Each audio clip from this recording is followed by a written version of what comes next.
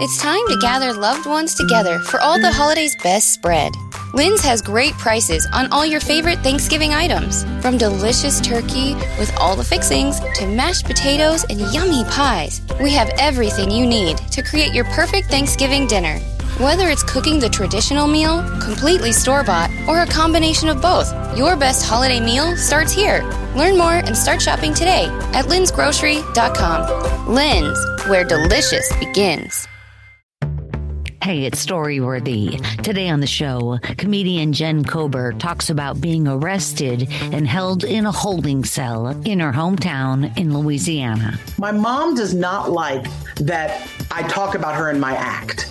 What my mom really doesn't like is that people laugh at it when I talk about her in my act. And so she asked me to stop talking about her. And I was like, I can't. So what she did was she went and took out a restraining order against me. And there was a gag order attached. I literally, every time I talked about her on stage, was getting arrested for violating an order of protection. Today on the show, comedian Jen Kober talks about being in a holding cell in her hometown in Louisiana. Stay close. Hey, it's Jen Kober, and you're listening to Storyworthy.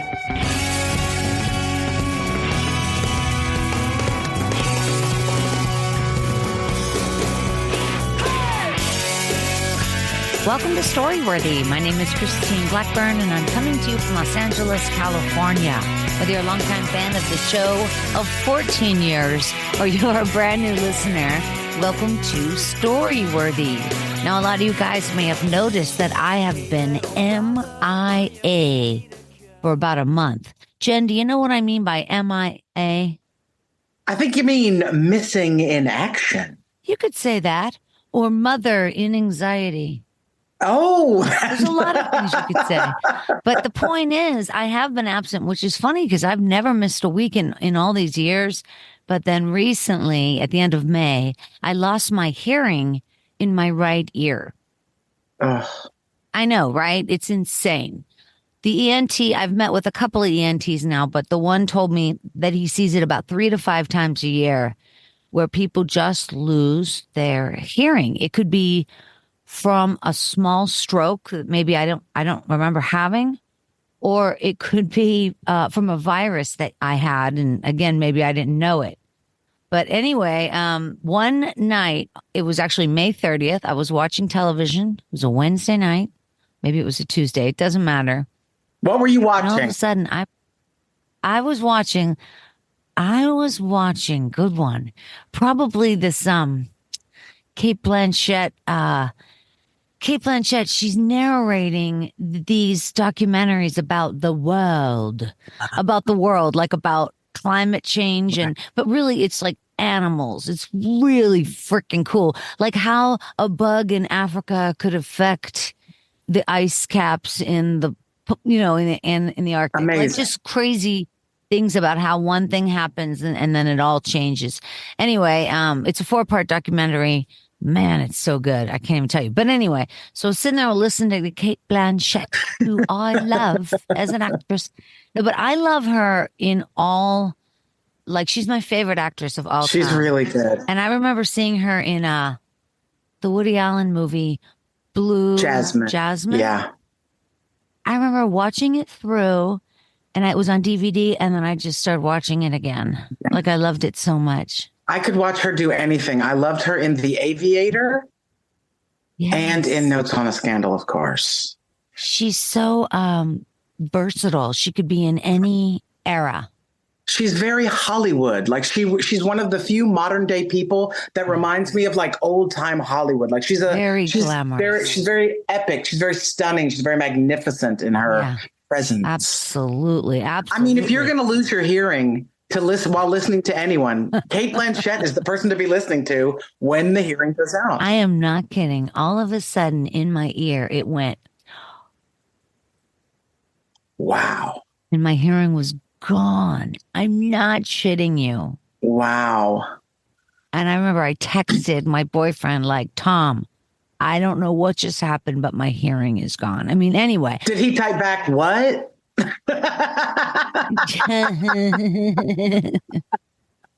That's funny. It's just been a couple of procedures, and it's like I'm not a candidate for a hearing aid because that just amplifies sound.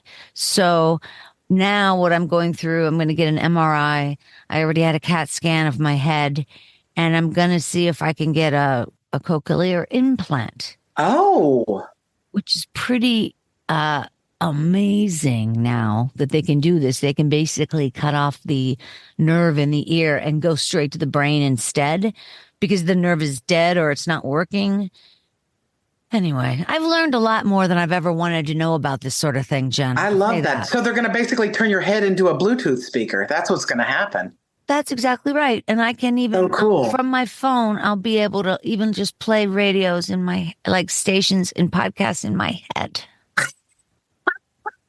This is nuts. I can't believe it. I'm going to be magnetic. I'm going to walk through security and be like, stick to the side. Oh, that's true. You're going to have to like get wanded now at the airport. Sounds hot, man. Sounds very hot to me. Give me a little pat down, a little physical action. Let's do it. That's what I'm saying. Let's go behind that curtain, if you know what I mean. Anyway, so that's what's happening, you guys. And it's not that hard to record. Like now with Jen, everything's okay, but it's the editing part of it that's really bothersome because there's nothing coming out of my right headphone. Anyway, I'm going to do my best to come back as often as I can this summer and do more shows because there sure are a lot of talented comedians with great stories. And today is no exception. You guys, I'm here with the very talented Jen Kober, who is a woman who can make me pee my pants. There, I said it.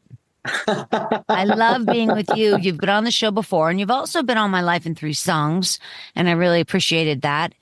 And right now, I find this fascinating. You are a headlining comedian for the Cirque du Soleil hit in Las Vegas called Mad Apple. It's a show. It's a Cirque du Soleil show, but you're on before the show. No, I'm in the show. So the premise. Oh, that's right. Yeah, the premise of the show is it's like a variety show on the streets of New York. So I'm probably 4 acts in. They bring me up. I come out of a riser from under the stage. Yes, I do, girl. No, I come up on an elevator with smoke and like fanfare. And I'm basically out there doing a 20-minute set because they need to be setting up for like the wheel of death behind me on the stage. So I'm kind of like a rodeo clown, right? Like I kind of come out and keep everybody distracted and make all the funny. And then they're setting up the stage for something else. And then I finish, I wave goodbye, and I sink back down into the stage. Are you serious? It's so cool. It's like the greatest thing I've ever done. Circle cutout or how? Yeah, it's a circle cutout of the stage. And then there's an X or. No, girl, you just have to know where that thing is. You really do have to I had to have a couple of rehearsals to make sure I knew where to stand so that, when I came up, because when I come up out of it, I work the whole stage. I walk around, I really use the space. And then I have to make sure at the end, I end up back on that mark so that I can then be lowered back down. And what color is the mark on the stage? Like, what do you see? There is no mark. I don't see anything. I see a circle sort of cut out, and I just know I have to be in between that. That's very interesting. That's very interesting. No, but that's how like Celine Dion would come on stage, and even like Bono. Yes. I mean, all those big stage acts. That's what they're doing. That must be so exciting. It's so satisfying. It's like you feel like you're in a show that is the magnitude of Cirque du Soleil. You know what I mean? It's really lovely. And they are clapping before you even speak, not just because they introduced you, but because of the smoke and all that's happening. Yes. So now they're clapping, and then you start by saying thank you, or what is your opening, or how do you? I get into it. I do my disclaimer, right? That here's what you're about to hear. I get all of my news from Facebook. So, right, anything I say, there is an 88% chance that it is bullshit. But you have to know that I believe everything I'm telling you.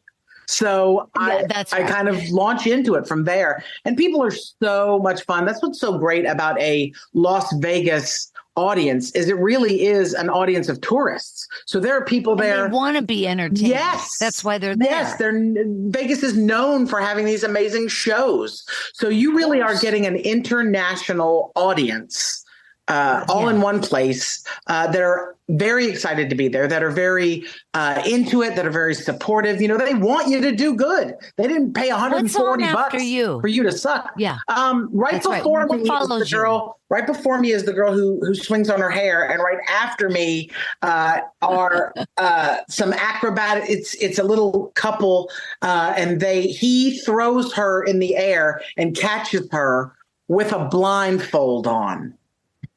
Can I tell you that? And they're so adorable. It's a little Eastern European couple. I think she's from the Ukraine, and he might be too. But every time I see them backstage, right? I'm a comedian, so my instinct when I see people is to make them laugh.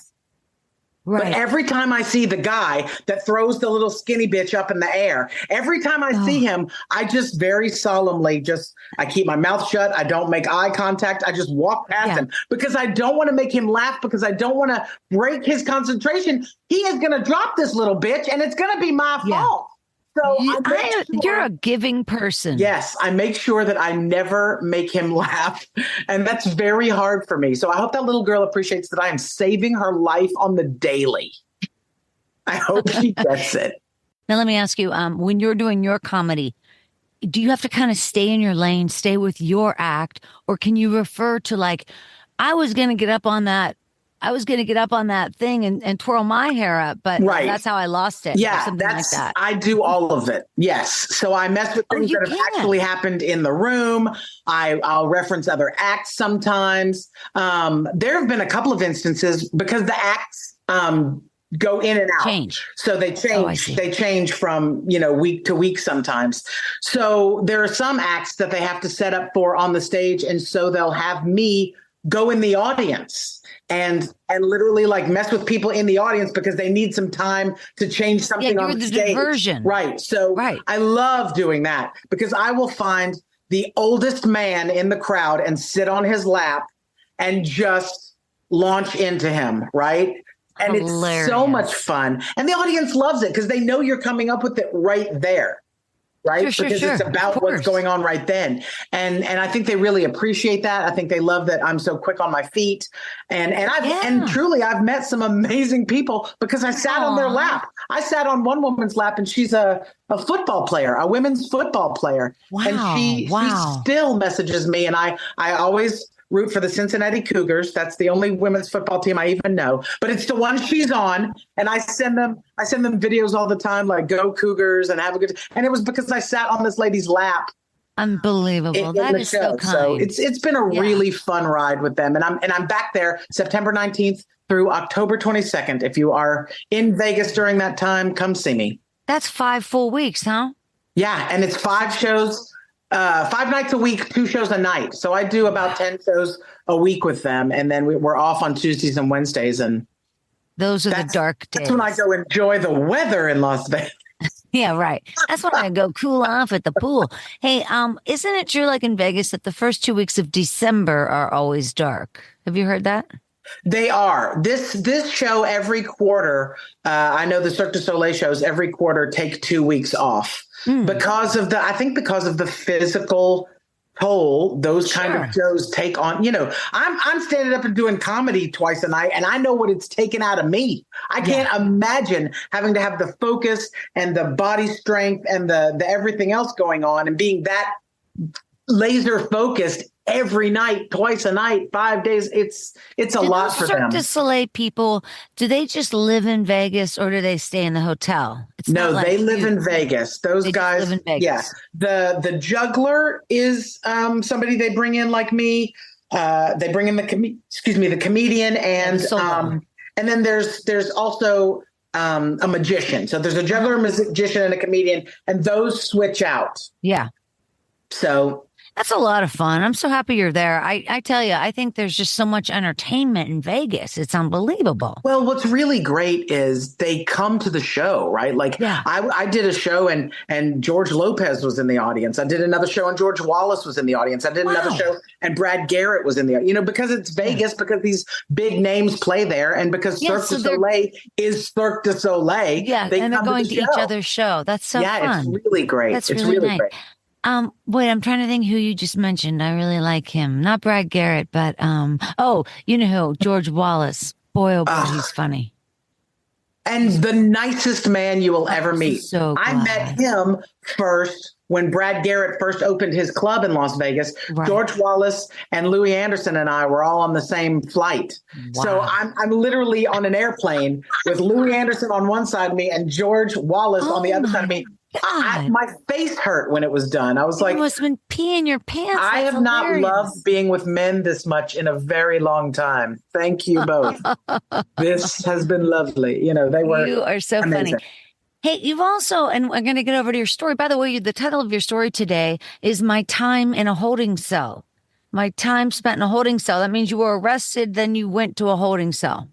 Yes. Yeah. Look, I can't wait to hear it this. happens sometimes. It happens. Okay, we're going to hear that in just 1 second, but I have to mention your acting is unbelievable. I can't believe it.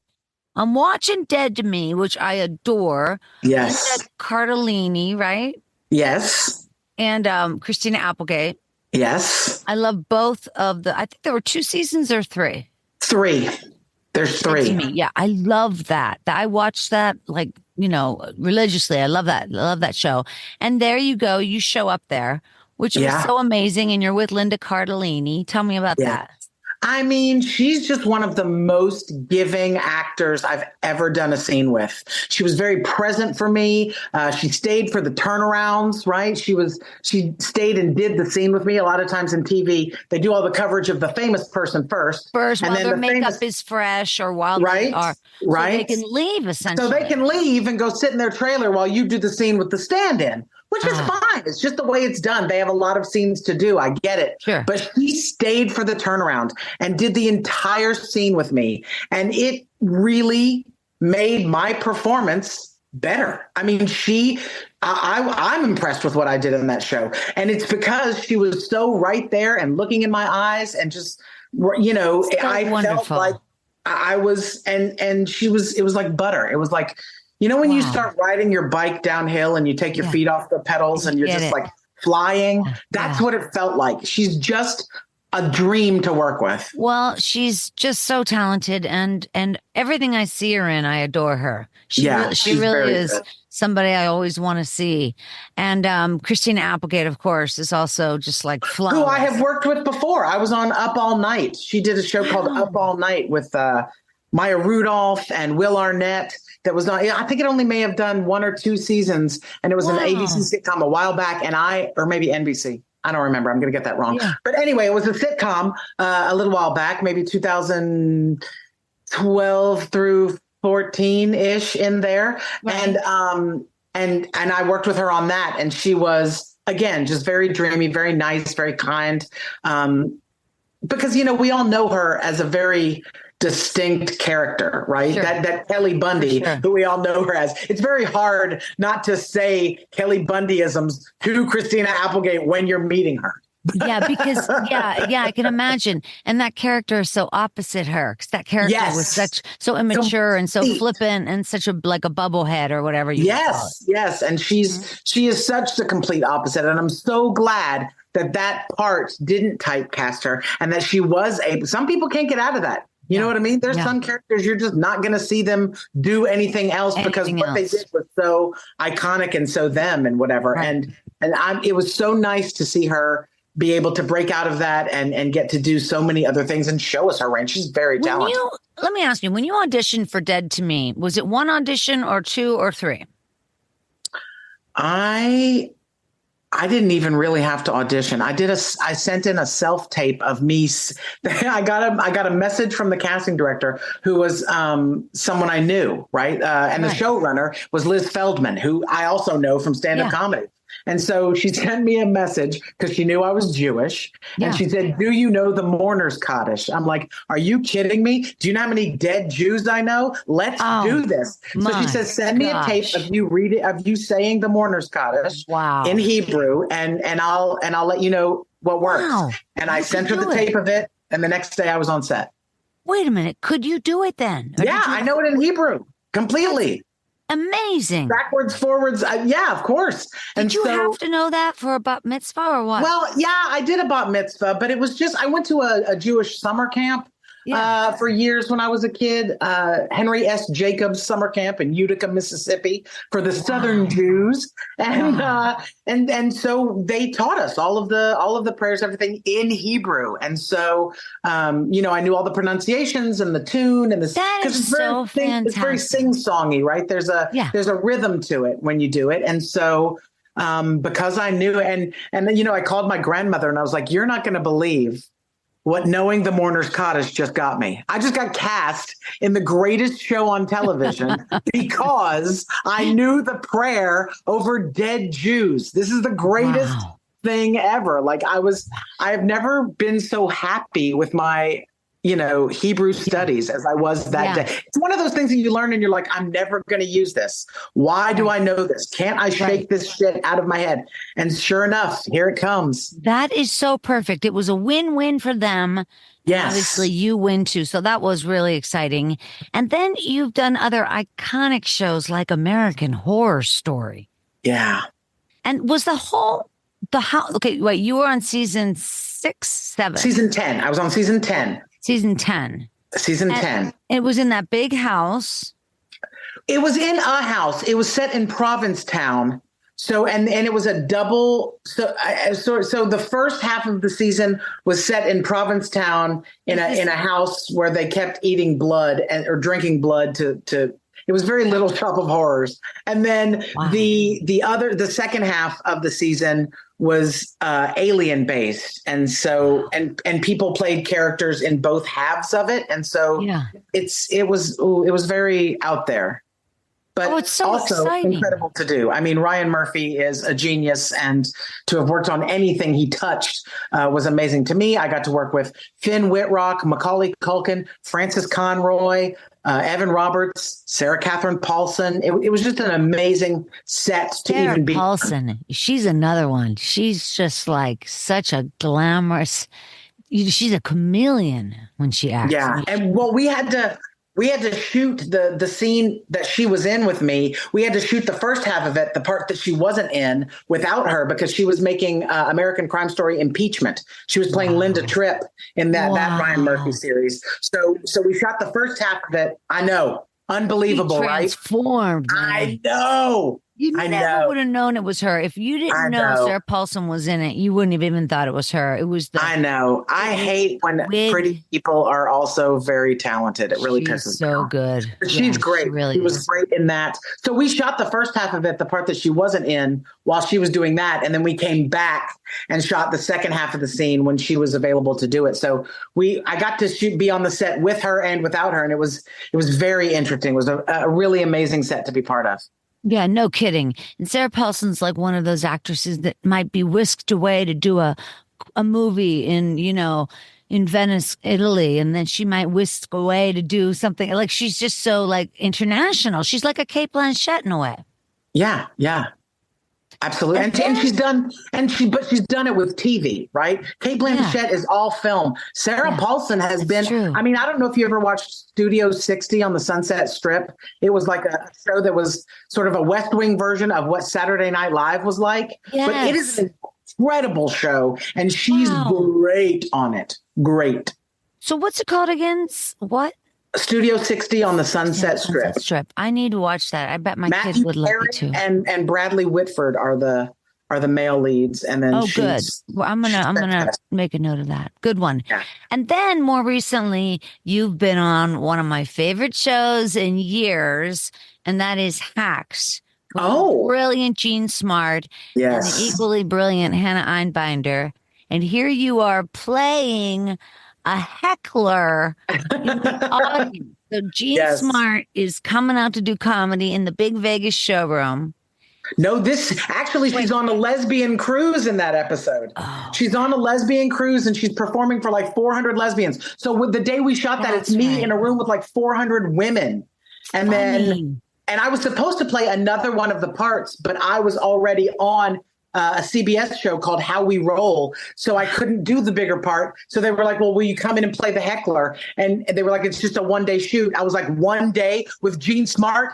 Fuck yes, I'm there. Let's do this. Was that on a ship? Was it on a ship? It was on a ship. It was. We shot it on the Queen Mary down in Long Beach. Oh God, that's so amazing. I've shot on the Queen Mary too. That boat has been used for so many things. Hilarious. And Jean Smart was, again, just incredible to work with, stayed for the turnarounds. You know, with that many extras in the room, it's hard to keep everybody focused on what we're doing, right? When they would say cut because the directors need to talk about something or the writers need to talk about something or they need to change a light or something. Right. You know, they don't want the extras talking. But when there's 400 women in a room, are you kidding me? Right. Yeah. But what would happen was Jean Smart would just stay on the microphone and she would start talking to us. So we're all focused on her and they're getting to do whatever technical stuff they need to do in the background. Right. She's telling us about like her shoes and how she had like a little diamond brooch on her shoes. And she was telling us these were earrings and they just clipped them onto the shoes to make the shoes. Isn't that cute? And we're all just, you know, guffawing over and drooling over Jean Smart. And it was just amazing the way she kept the reins on that set and took such a leadership role. And I mean, it was inspiring. It exactly sounds like the way an Oprah, really. It sounds like she's pulling an Oprah. Yes, I absolutely. Like relating to women right away, just relating. Absolutely. And keeping our focus so that the work that needed to be done got done while still keeping 400 women happy. Wow. Because you don't want us to be disgruntled sitting in the audience as extras while you're, you know, while the work is getting done, because she had to stand up and do stand up in front of us in just a minute. We had to keep laughing at her. So it was just, I mean, it was a lesson in how to be the star of a sitcom. It really was. Isn't that neat? A lesson that I hope to learn very soon. I hope I get to put it to use very soon. No kidding. Was it funny when you were playing the heckler? Did you ever just start laughing? Because it really is funny, like that you shout out, hey.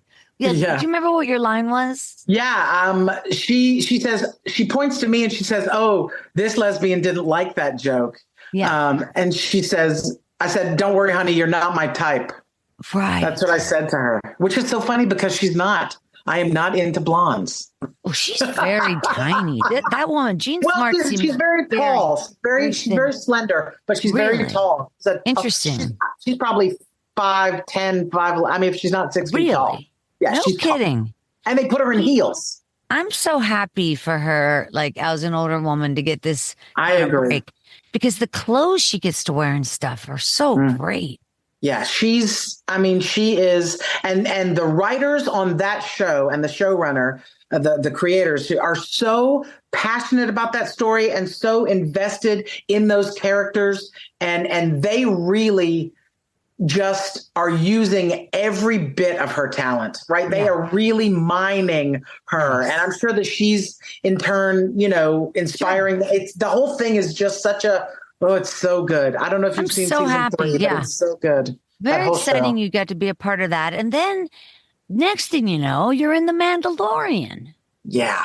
Insane, right? And I'm not a Star Wars person. I didn't really know a lot about it. It was real top secret there for a minute, wasn't it? Yes. What was that? For the audition, I didn't even get sides from the script. They sent fake sides. No. So the scene in my audition, I was talking about the president and things happening at the White House and how somebody had infiltrated the system and all of that. So, and all I was told was I was auditioning for a Marvel streaming series. That's it. That's all I was told. And so I didn't know what it was. And I'm reading lines about, you know, the president and stuff. And then I get a call from my agent that I booked it. And I'm like, awesome. What did I book? I don't even know what the fuck it is. And they're like, oh, it's The Mandalorian on with George Lucas Films. And I'm like, wait, what? George Lucas, like Star Wars George Lucas? They're like, yeah, it's a TV series that Jon Favreau started. And Bryce Dallas Howard directed the episode, Ron Howard's daughter. Wow. I mean, it was, again, a masterclass in acting. She has some techniques and some exercises that she does with her actors and some ways she works her scene work that just blew my mind. And I was like, I want to use this all. Yes, she's an actor. I know, but it's also from her dad. Or is that what you're saying? I'm sure. I don't know where she learned these things. I mean, she grew up on set. She studied acting and grew up on sets and stuff. Yeah. And, Jon Favreau, also an actor, and he's the creator and directs a lot of the episodes. I think it's very different to be directed by an actor than it is to be directed by a director. Because an actor knows a director. I've had directors that haven't said a word to me, whether they liked it or not, or wanted me. Yeah. You do the scene the way I did it in the audition, and they move on with their lives. I heard that was what Clint Eastwood did. He did everything pretty much in one take and would just be, who told me that? When I worked with Melissa Leo on Treme, she told me she said, if you ever work with Clint Eastwood, and I think she said this because Clint Eastwood came to the set. She said, if you ever work with Clint Eastwood, you have to flub the line. You need to say fuck or do this into the camera while you're talking if you're fucking it up, because otherwise he will use every take. He doesn't care if you messed it up. He doesn't care if you didn't like it. So if you didn't like it or you want to start again, you really have to just say fuck or do something terrible. Or you have to hiccup or you have to go. Yeah, you have to really fuck up the scene because he only wants to do 1 or 2 takes. That's damn funny. I think that'd be amazing to work with him. Anyway, you've just been accruing these credits, these acting credits. So you've got the comedy is strong and the acting is strong. A lot is going on. And now you have a brand new special out called No Flies on Me. And you guys can find that over at, I watched it on YouTube, but you can also see it or hear it on Spotify and Apple Music. Right. You guys can find out a lot more at jenkober.com. And before we get over to your story, which we're going to in 1 second after this, No Flies on Me, I watched the special, cracks me up. No Flies on Me is referring to a banana that your housekeeper left on the kitchen counter. Yes. And then you make a reference, although it's not unwrapped. What do you say? I say, even though it's still sealed by the Lord, fruit flies showed up. And I just hate flies. I bought one of those electric tennis rackets over the pandemic. And I was just, I'm the Wimbledon champion of the world at my house. I am like swatting. And it zaps, it buzzes. Oh. Very satisfying. It's like, does it just go to the floor? Yeah, they just sometimes, girl, they'll stick to the screen and then you get like the smell of burnt fly. Oh, it's very satisfying. Is this happening in Louisiana because it's so hot? No, This was Hollywood. In California when I was in Santa Monica. It's wow. I think it's because my apartment in Santa Monica didn't have air conditioning, so I just kept the windows and the sliding glass door open all the time because it's so gorgeous. Yeah, and the air, I would think the air would blow flies away. No, girl. Maybe that's why they were coming in. Maybe they were being blown away outside. So they were like, let's take a respite here at Jen Kober's house and hang out for a little while. I also have wonderful snacks everywhere. And I was watching a lot of good TV. So maybe they were just stopping by for a little entertainment or a break. I'm like an oasis stop for flies, apparently. But amazing. it was getting to me. You know what I mean? And they were really making me crazy. So I love it. So the name of the album is No Flies on Me. And you can find out more at jenkober.com. And you guys don't forget to head over to storyworthypodcast.com and also check out My Life in 3 Songs. My Life in 3 Songs is still on Spotify. You can listen to it. I'm not able to make new episodes right now because Spotify quit their Music Plus Talk program, which is what I was using in order to get the music licensing. But unfortunately, I can't do it anymore. They lasted for almost 3 years, not quite. And they took it away. So, but the sounds to me like you need to get the listeners to start a campaign with Sirius or somebody, right? Sirius like XM. Let's get some maybe something going on because that was a great podcast. I loved doing it. It's such a great idea. And music is so important. I loved doing that podcast. Yeah, I'm really thrilled about it too. There's 56 comedians are on the show. And so go over, you guys, and check out Patton Oswalt, or check out Jen Kober, or Felicia Michaels, or Michelle, or Margaret Cho. There's a lot of fantastic comedians. So please check out mylifein3songs.com and then head over to Spotify and listen to the show. All right, you guys. Wherever you are, put your hands together for the very talented Jen Kober. Woo! That's so funny that you say that. I had done some shows down south, and they had a marquee in front of the theater I was performing at. And apparently another comedian was performing the same week as me, a very, very famous Black comedian. He's super funny. His name is Earthquake. So when I get to the theater, the marquee said, "Coming this week, Earthquake Jen Kober." That is unbelievable. I was like, that kind of hurt a little bit. Though I've always considered myself more of a typhoon than perhaps an earthquake. Well, it's like you're a wrestler. Right? It did make me sound kind of tough, which is just not true. Here's the truth. I am, while I present very tough, I present very, very butch, very strong, very formidably thunderous. I am a delicate little flower on the inside. I am a little tender butch. I like to tell people I'm an armadillo lesbian. I'm very hard on my shell, but just squishy on the inside, you know? So it was, I had gotten myself in a little bit of trouble with my mom. Here's what happened. My mom does not like that I talk about her in my act. What my mom really doesn't like is that people laugh at it when I talk about her in my act. And so she asked me to stop talking about her. And I was like, I can't. It's so funny. It's so entertaining. The stories about you. And she goes, "Well, I don't like it, Jennifer." And I was like, well, then you should have been nicer to me when I was a kid, because I'm not taking the stories out of my act. And my mother is one of those "I'll show you" people. So what she did was she went and took out a restraining order against me. Oh my God. So that I couldn't talk about her on stage. And there was a gag order attached to the restraining order. So I literally, every time I talked about her on stage, was getting arrested for violating an order of protection.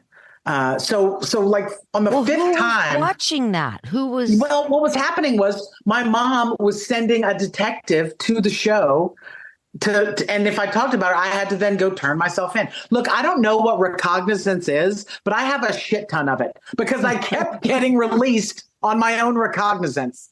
And then finally, responsibility. Yes. Finally, I take it too far. Apparently, I told a joke that really got me in trouble. And I'll tell you what the joke was. I was saying on stage, I said, my mom is not a nice lady. I would call her a cunt, but she's not that deep and she's not that warm.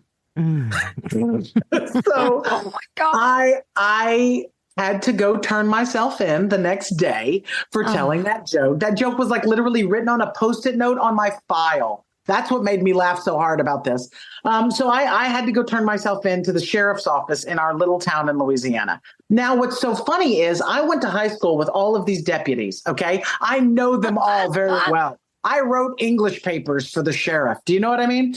So this is your hometown. This is my hometown. Yes. So when I get in there, the sheriff is like, "Oh, Jen Kober, girl, you used to be so funny. You got a YouTube channel or something? Guys, you got to see her stuff." So he goes in the back and starts showing the other deputies my YouTube channel. They're back there laughing at my videos while I'm handcuffed to a bench, waiting to be processed. So my buddy comes back out and he says, "Listen, Jen, I'm so sorry, but the computers are down. So I'm going to have to put you in a holding cell while we get you all processed, for the," and I'm like, I can't go in a holding. I'm not what are you talking about? A holding cell? Like these are women that have like really, like, you can't put me in there with like murderers and stuff. He's like, "You'll be fine. There's only a few ladies in there. You'll be fine. It won't be long." I'm like, okay. So they put me in the holding cell. Now, I am someone that is a people person. Sure. I talk to everyone. And so now being in a cell with other criminals, I have to know what everybody did. So, and I didn't know you're not supposed to do that. I didn't know you're supposed to just be quiet and keep to yourself in prison. That never occurred to me. So I literally walk into this holding cell and I get some chairs in a little circle and I'm like, y'all, let's sit down. Let's go around the circle and say what everybody did, right? Because I need to know. So we go to the first girl and she says, well, what I did was I took some Xan bars and shoved them up my ass and tried to get over the border. And I'm like, Xan bars? What is that? What's candy? a Xan bar? Yeah, it sounds delicious, doesn't it? Are there nuts in that? And she's like, no, a Xan bar is apparently they take 8 Xanax pills and stack them on top of each other and make like one giant Xanax. And then she had stacks of those, stacks on stacks of Xanax, just shoved in her butt while she tried to get over the border to Mexico from Mexico. And so they caught her, and that's 3 to 5 mandatory. So I was like, ooh, okay. Next girl, what did you do? And she goes, I stabbed my husband in the face with a fork. Okay. That seems like a very succinct story. No follow-up questions there. And then we get to the third girl, and I'm like, what did you do? She goes, well, I found out that my husband was cheating on me. So my lawyer said I had a visceral reaction to that because what I did was I ran him over with the car. And then I must have gotten visceral again because I backed up over the son of a bitch. Oh, my God. I'm like, are you? Oh, okay. She's like, don't worry. He's fine. But he does walk crooked now. I'm like, oh my God, this is insane. And then Zanbar looks at me and goes, well, what did you do? And I'm like, well, what I did was I talked about my mom on stage in a comedy show. And Forkface goes, you only get one mama. It's like, am I being judged by Forkface? What's happening right now? And then all of a sudden, out of the corner of my eye, a very large woman gets up off the bunk beds. There were bunk beds at the end of the room. I didn't even realize she was there. She scared the shit out of me. Yeah. And she's just the biggest woman I have ever seen. And she comes over to me, and she's probably a good foot taller than I am. And she stands over me and she goes, who the hell are you? And I'm like, oh God, right. Don't show fear, Jennifer. Don't show fear. Right. So I just stood up and I looked her in the eye and I said, I'm Earthquake Jen Kober. Who the hell are you?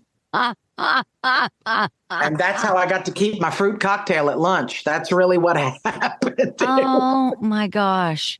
Girl, What I've was she never there been for? so scared. I don't know. I didn't ask her what her crime was.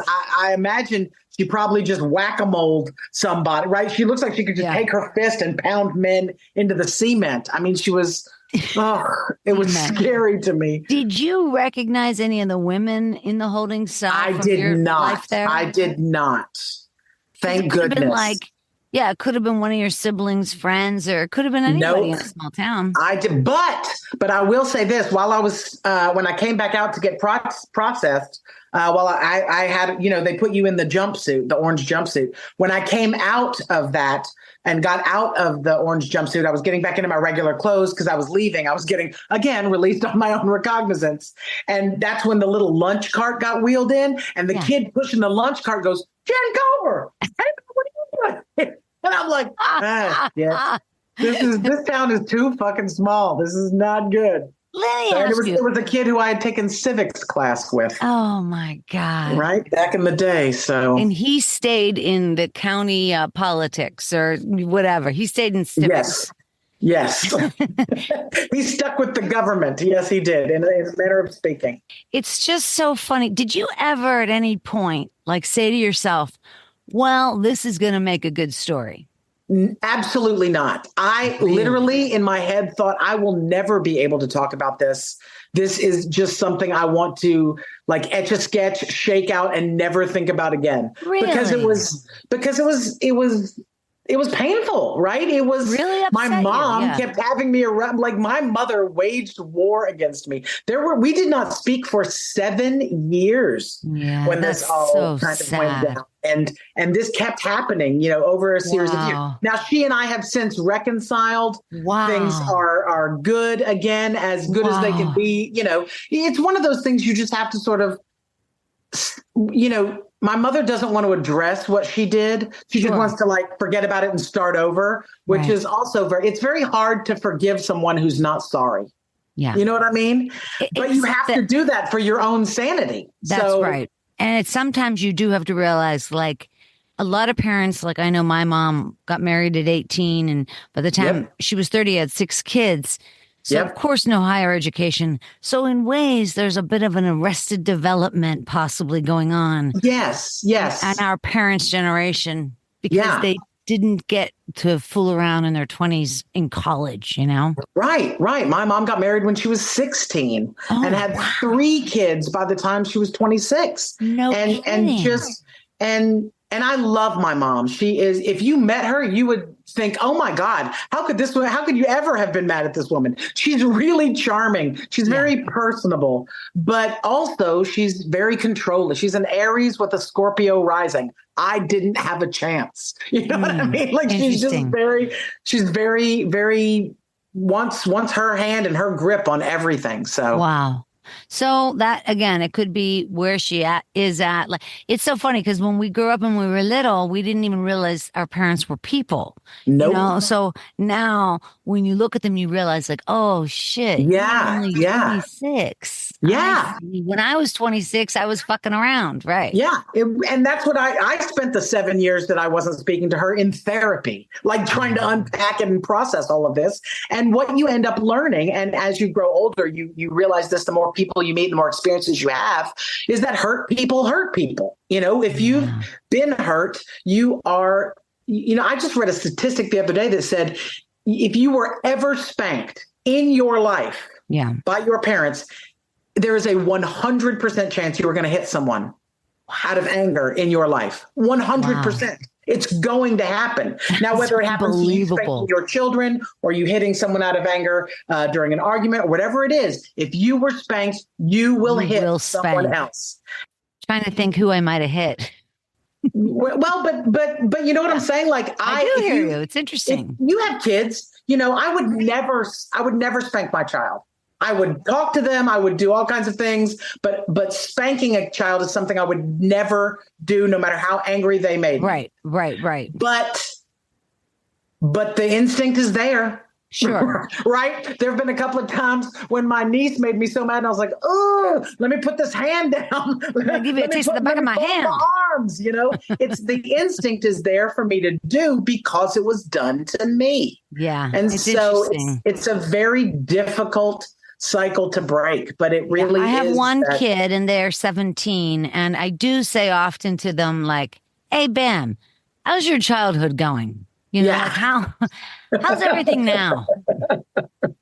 How bad am I fucking up? What are you going to tell a therapist? But it's so amazing that you even have the emotional intelligence to know to do that. I don't think that my mother didn't give a shit. Like in her head, I had it so much better than she had it that I had nothing to complain about.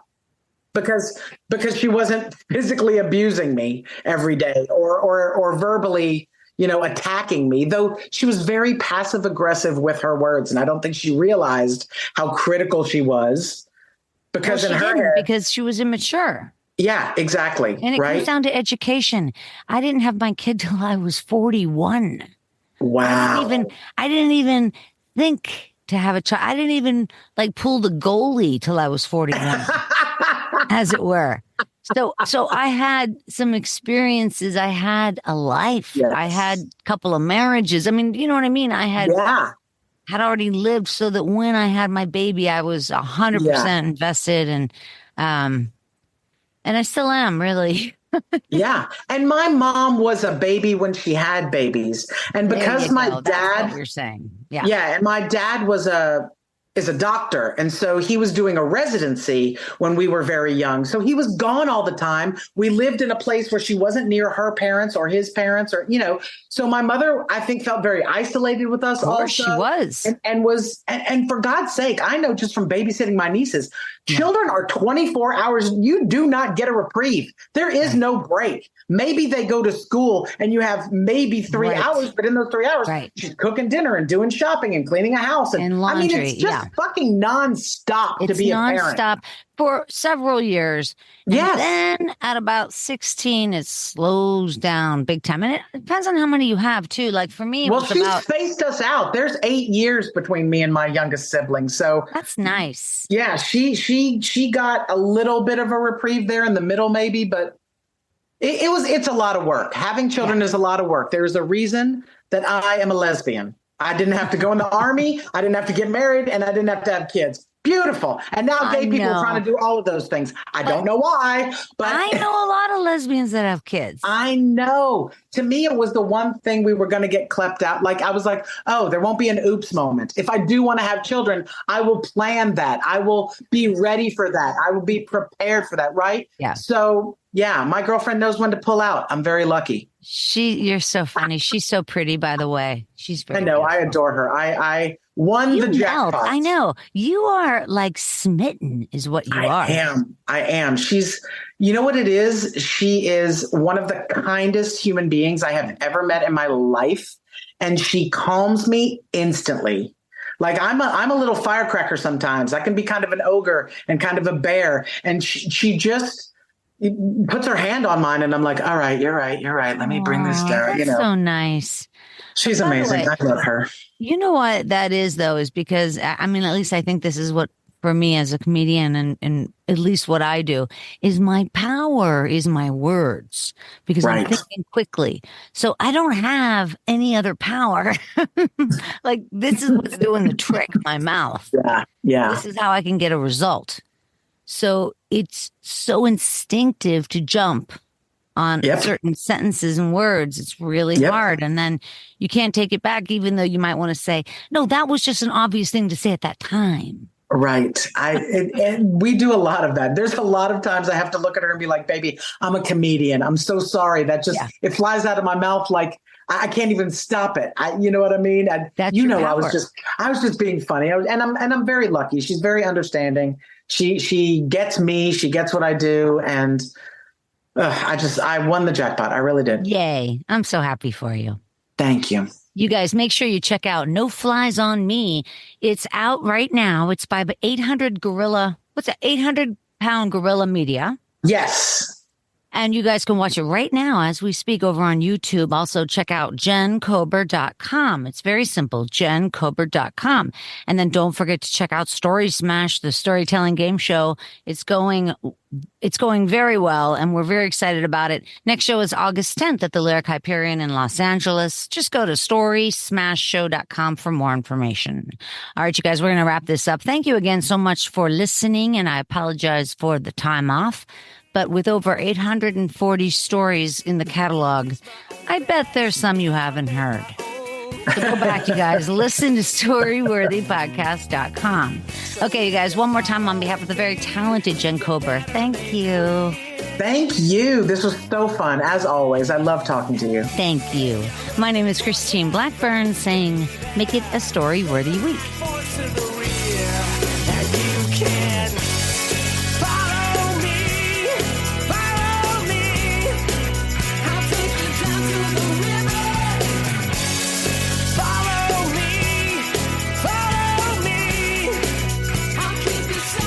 Thanks for joining us on the Storyworthy Podcast. We'll be back next week with all new stories. Subscribe to Storyworthy on iTunes and visit the Storyworthy website at storyworthypodcast.com.